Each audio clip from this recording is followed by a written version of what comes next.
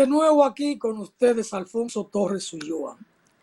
Hablamos del tema de las motocicletas.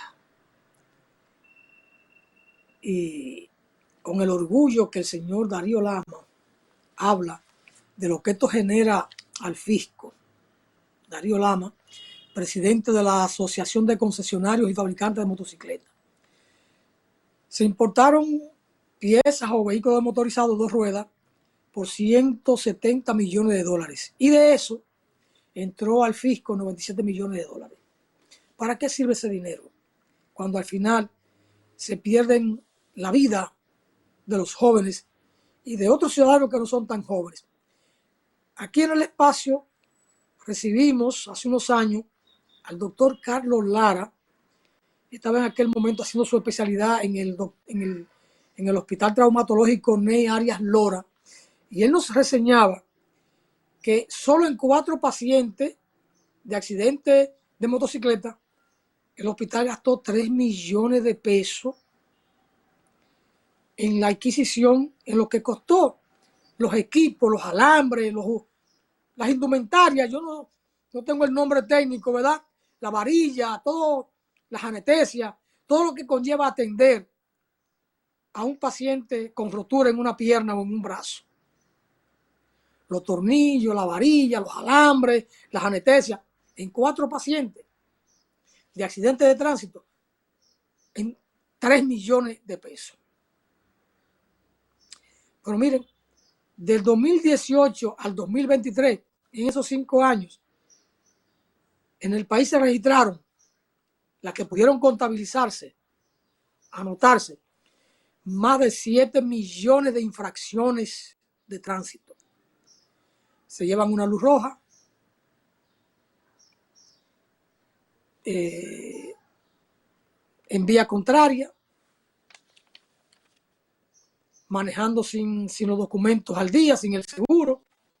Es decir, que es muy difícil la situación que vivimos.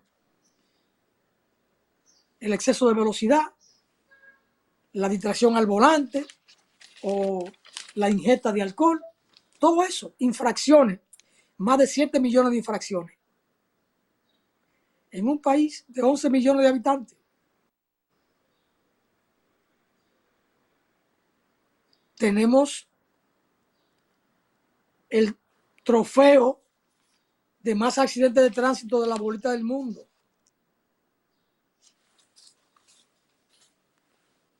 Eso es duro. ¿Y quiénes son los que se accidentan? Los jóvenes, los que tienen la fuerza física para el trabajo productivo, para producir riqueza. Y cuando un país se va quedando sin juventud, va entrando a un proceso de quiebra. Es el gran dolor de España, que no hay relevo, porque las mujeres españolas están escasas, no están pariendo. El caso de Cuba. Cuba es una sociedad envejeciente. Y si las mujeres nuestras empiezan a parir poco, y además de eso, los jóvenes entonces pierden la vida en un accidente de tránsito, en un accidente pendejo. El caso de Colombia. Colombia se fue quedando sin juventud porque el ejército y la policía iban matando jóvenes en todas las esquinas. Otros jóvenes en la guerrilla que perdían la vida. Otros jóvenes en la milicia enfrentando a los jóvenes guerrilleros. Otros jóvenes en el paramilitarismo. Es decir, la sociedad colombiana atravesó una crisis profunda por la pérdida de su juventud. Y las mujeres se quedaban en Colombia sin la esperanza de conseguir un marido. Por múltiples factores. Allí no eran los accidentes de tránsito que son aquí. Estaba el tema de la violencia. Una juventud paramilitar, una juventud guerrillera, una juventud en la policía, una juventud en el ejército. Confrontada entre sí la propia juventud colombiana, dejando la vida en el pavimento o en la montaña. Entonces, nosotros como República Dominicana no vamos bien en ese sentido. No vamos bien. Bueno, en Haití el horno no está para galletitas, los haitianos se manifiestan contra la violencia en la capital, una situación sumamente difícil. Mientras tanto, en República Dominicana sigue, por un lado, la deportación de haitianos. Migración detiene otros 89 haitianos, sale hoy. Y en Haití miles de haitianos protestan contra la violencia de las bandas, pero sigue el negocio aquí de militares en la frontera, cobrando peaje entre 20 y 25 mil pesos para dejar pasar un haitiano. Y está todo el tema de los traficantes de haitianos, bandas organizadas de traficantes o de trata de personas, integradas por dominicanos. Y ahí ayudado por los guardias que deben garantizar la seguridad, que cobran un peaje para dejarlo pasar.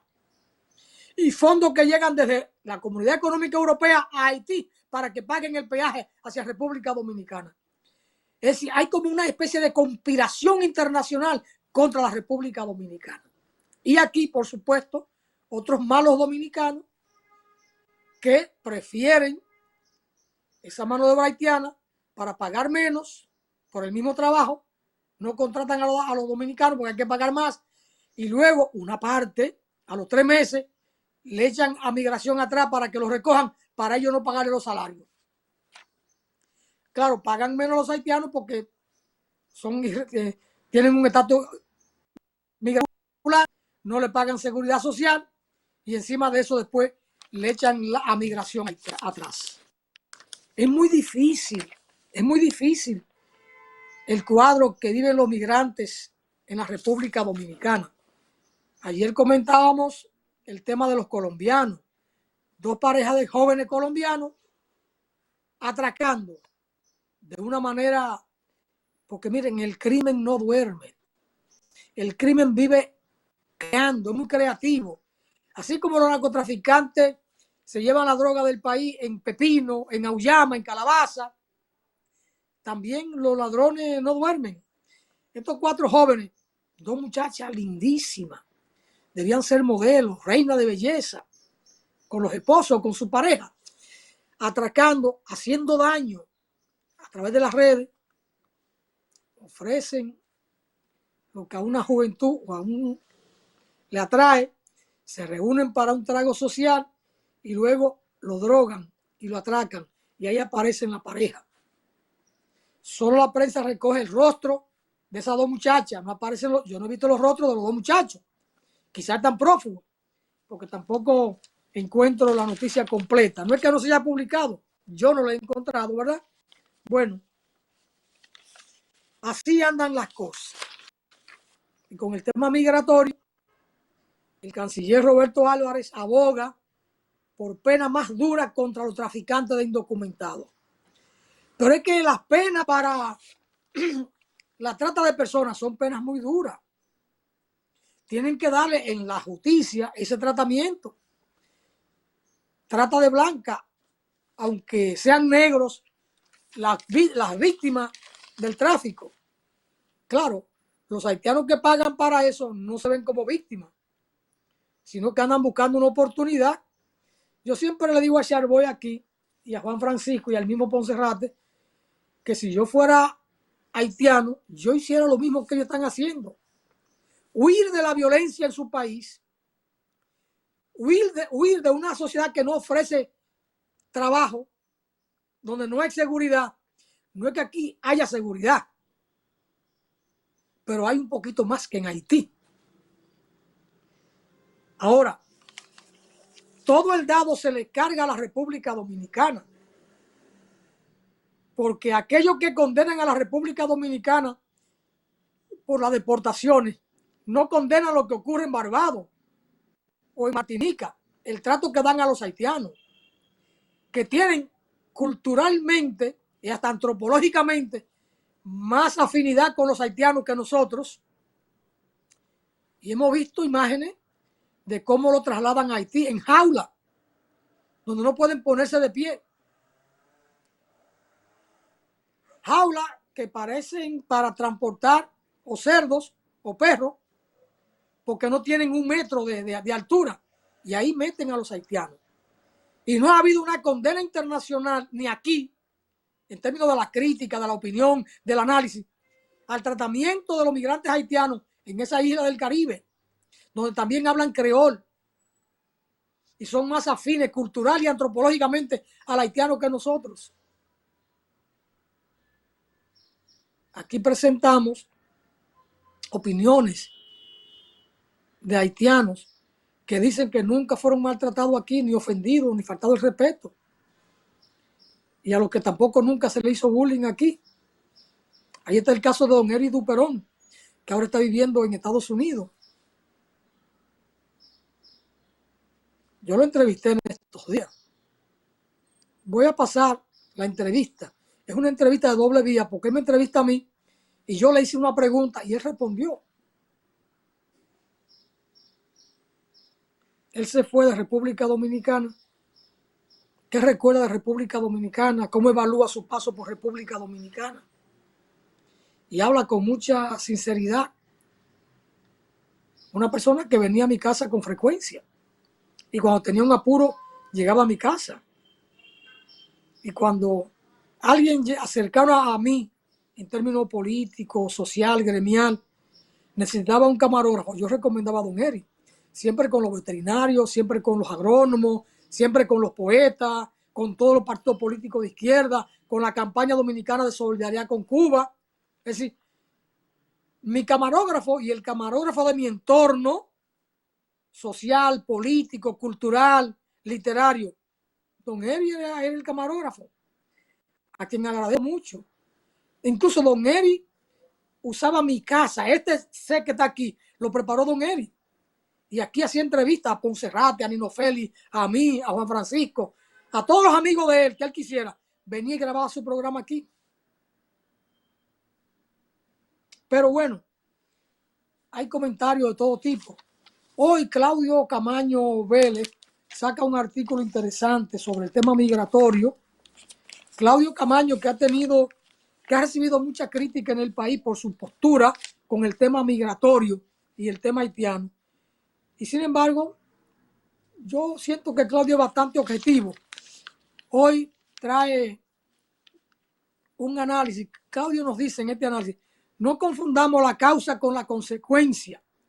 No pensemos que el enemigo es el haitiano migrante, quien huye desesperado a donde le dejen ir y en las condiciones que se lo permitan. La migración ilegal se debe a la falta de voluntad y esa falta responde a intereses. Si queremos soluciones, lo primero es identificar quiénes se benefician y a partir de ahí entender la raíz y definir una estrategia. Una cosa es evidente, la actual situación es insostenible e intolerable. Pero Claudio va al fondo de la cuestión. Y busquen el artículo completo de Claudio en el día de hoy, jueves 3 de abril, en la página 13. Una opinión. Ahí está. Está acá. Es decir, a la derecha de la página 3. Es toda una columna que tiene Claudio ahí. Y hay un artículo al lado interesante, Geopolítica y Geoestrategia, de Luis González. Así son las cosas. Roberto Santana, que es director para el tema penitenciario, estuvo ayer en el diario El Día, era el invitado en el almuerzo del grupo de los medios de comunicación Corripio y suelta muchas prendas. Él anuncia los datos de las cárceles que van a entrar en operación, las que están en construcción, la que entra este año, la que entrará en febrero del año que viene, y el tema de las parras, dice a septiembre, ya allí van a ingresar, van a trasladar miles de privados, de internos, como le llaman, ¿verdad? Pero dice que el tema de la corrupción es el gran obstáculo de la reforma penitenciaria. Ese tema de la corrupción es lo que imposibilita la reforma de la policía.